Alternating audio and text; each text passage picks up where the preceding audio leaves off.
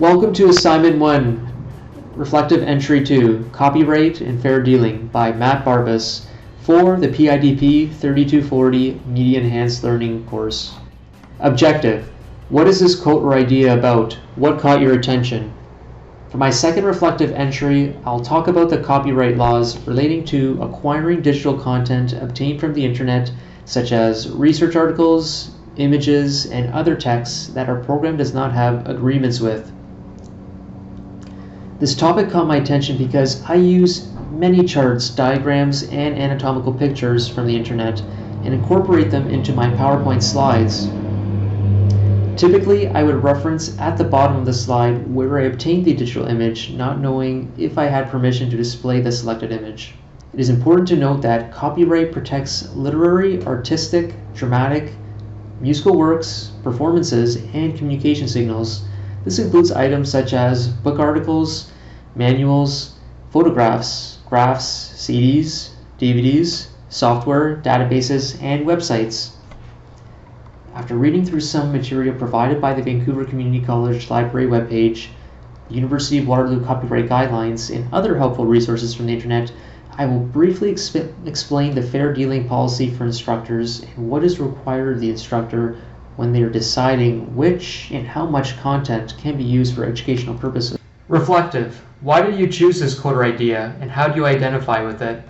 I decided to choose copyright laws relating to fair dealing because although I do my best to use as many images from the required textbook, I'm still gathering digital content outside of the required text to explain certain concepts or anatomy from a different author's perspective.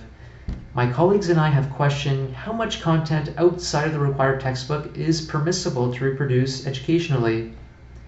Our chair of the department always mentioned that if it is less than 10%, you can implement that material into your course. Where was this 10% coming from, and what does it entail? After reading through the fair dealings policy, I understood where the 10% of copyright protected material is coming from. The University of Waterloo copyright page explains that fair dealing is a user's right in copyright law permitting use or dealing with a copyright protected work without permission or payment of copyright royalties. Teachers, instructors, and professors in nonprofit educational institutions may communicate and reproduce in paper or electronic form short excerpts which meet up to 10% of copyright protected work for research, private study, criticism, review, news reporting, education, satire, and parody.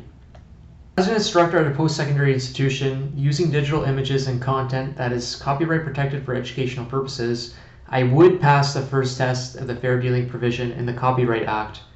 The second test is that the dealing must be fair.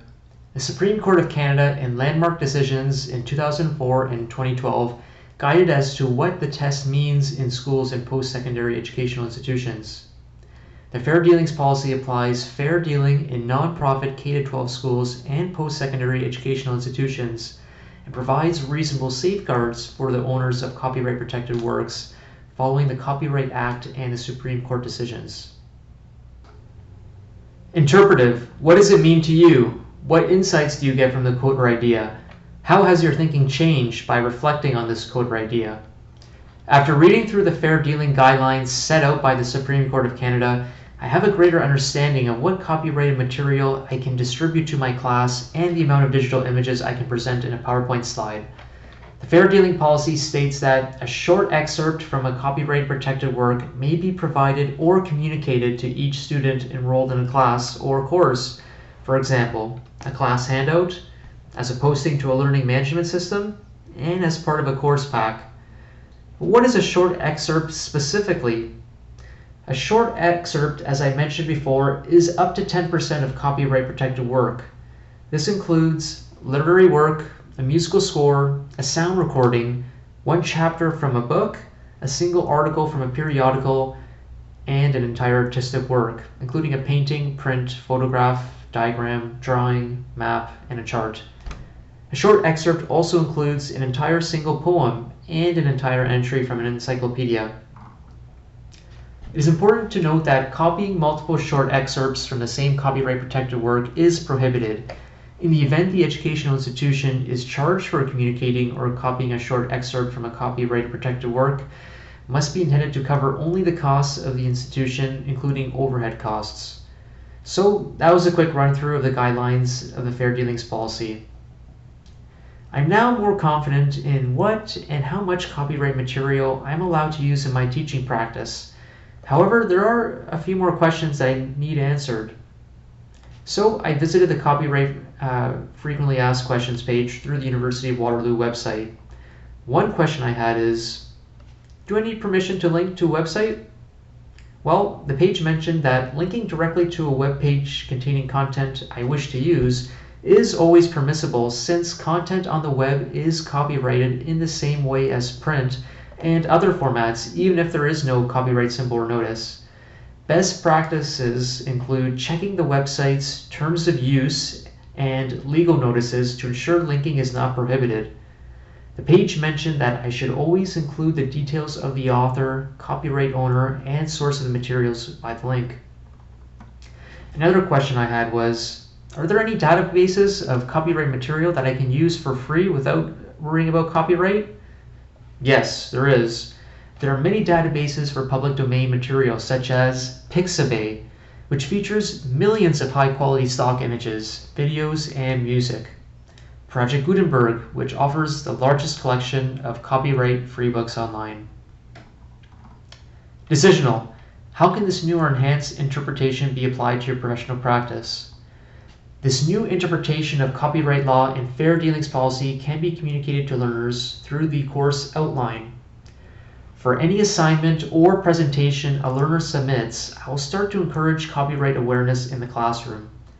On the Camosun College Copyright Basics webpage, it offers information about how students should follow the copyright laws when using copyright information on their assignments and projects. I'll instruct students to cite all print and graphical multimedia items using APA citation. I will communicate to students to show copyright holders information on multimedia objects.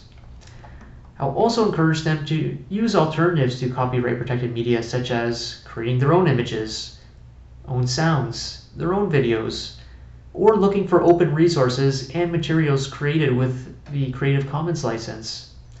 Additionally, I can provide a link in the course outline that directs them to the Copyright Basics page provided by the Camosun College for their own reading. As I'm continuing to develop courses for the Diagnostic Medical Sonography program at Camosun College, I am cognizant of what a short excerpt is when gathering copyright information outside of the required texts we have signed agreements with.